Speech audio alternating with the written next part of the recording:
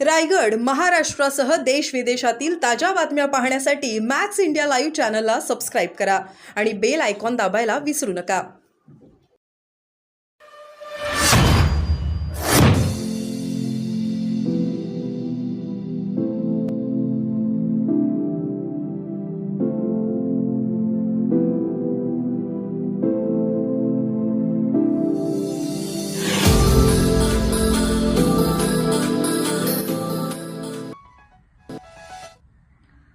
वंचित बहुजन आघाडीची सत्ता असलेल्या अकोला जिल्हा परिषदेच्या माध्यमातून गेली अनेक वर्ष वारकऱ्यांसाठी, दिंड्यांसाठी, कावड यात्रेला जाणाऱ्या भाविकांसाठी मोफत आरोग्य शिबिरं आणि वैद्यकीय तपासणी शिबिरं लावण्यात येतात.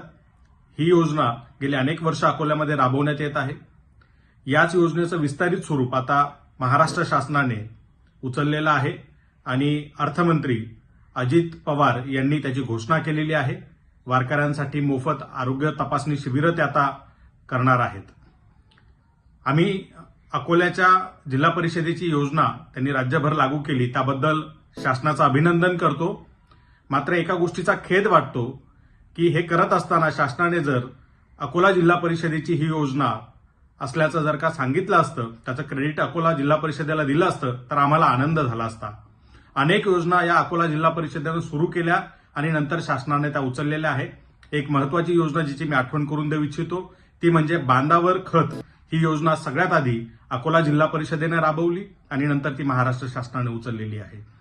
स्थानिक स्वराज्य संस्थांच्या अशा योजना राज्यभरासाठी लागू करताना ज्या स्थानिक स्वराज्य संस्थेनं, ज्या जिल्ह्याने तिची सुरुवात केलेली आहे, तिला जर शासनानं क्रेडिट दिलं तर अशा पद्धतीच्या योजना राबवण्यासाठी त्या स्थानिक स्वराज्य संस्थांना अधिक बळ मिळेल, उत्साह मिळेल.